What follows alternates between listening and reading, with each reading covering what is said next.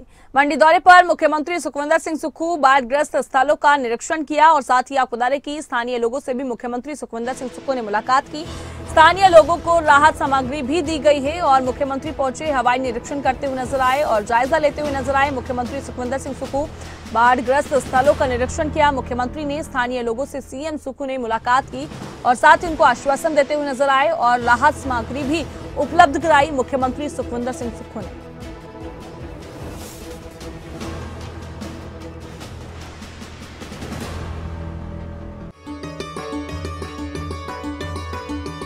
गांव देहात में बसने वाले लोगों के जीवन में समृद्धि लाने के लिए मुख्यमंत्री ठाकुर सुखविंदर सिंह सुक्खू ने ठोस कदम उठाए हैं।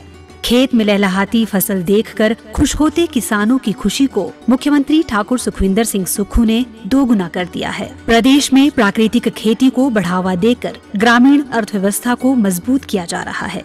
विकास के पथ पर अग्रसर हिमाचल आज प्राकृतिक खेती के क्षेत्र में देश का पथ प्रदर्शन कर रहा है। किसानों के हितों को ध्यान में रखते हुए इस वित्त वर्ष में प्रदेश सरकार ने प्राकृतिक तरीके से उत्पन्न गेहूं के न्यूनतम समर्थन मूल्य को 40 रुपए से बढ़ाकर 60 रुपए प्रति किलो और मक्की के न्यूनतम समर्थन मूल्य को 30 रुपए से बढ़ाकर 40 रुपए प्रति किलोग्राम निर्धारित किया है। प्राकृतिक खेती से तैयार कच्ची हल्दी के लिए 90 रुपए प्रति किलोग्राम समर्थन मूल्य दिया जा रहा है। पांगी को राज्य का पहला प्राकृतिक खेती उपमंडल घोषित किया गया। हमारे यहाँ पे 15 अप्रैल को हिमाचल दिवस मनाया गया, जिसमें हमारे मुख्यमंत्री श्री सुखविंदर सिंह सुक्खू जी आए थे। तो उन्होंने हमारे पांगी को एक प्राकृतिक खेती के लिए प्राकृतिक उपमंडल घोषित किया है।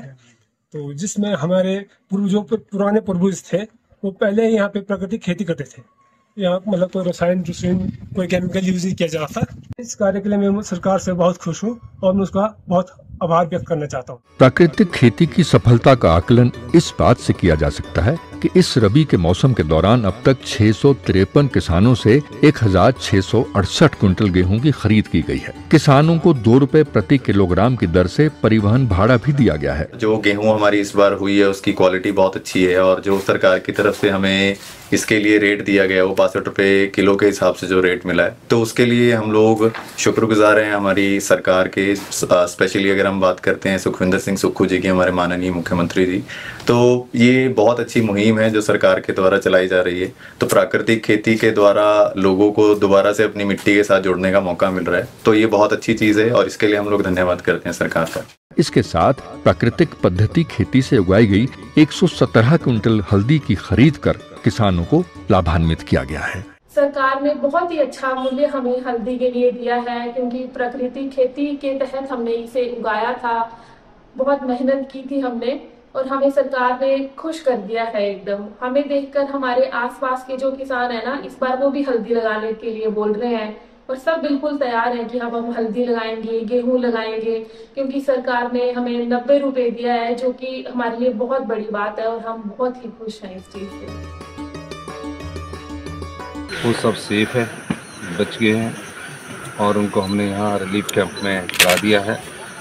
लेकिन जिस प्रकार चट्टानें खिसक रही है, बड़ी बड़ी चट्टानों के खिसकने का कारणों की जांच जरूरी है और मेरा मानना है कि हम अभी पैदल चल के घटनास्थल पर गए हैं। इस बारे में हमें अध्ययन करना होगा कि जो चट्टानों के ऊपर घर थे, एकदम इतनी तेज़ बारिश में तकरीबन 20 के घर बुरी तरह नष्ट हो गए। अब वो क्यों नष्ट हुए, इस दृष्टिकोण से भी हमें समझना चाहिए।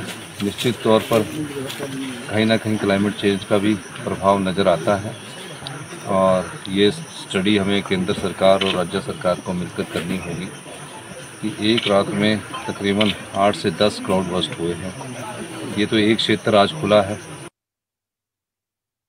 पूरी जोर शोर से लगे हुए हैं और कल हमारे डिप्टी कमिश्नर उस एरिया में गए थे। ऐसी स्थिति है कि मंडी ज़िला में 10 लोग मिसिंग पाए गए हैं टोटल और 10 लोगों की डेथ कंफर्म हुई है, 24 लोग मिसिंग पाए गए हैं। उन सब चीज़ों का हम अध्ययन कर रहे हैं कि कुछ जगह डेड बॉडीज़ मिली हैं, हमारी सरकार उनकी शिनाख्त कर रही है।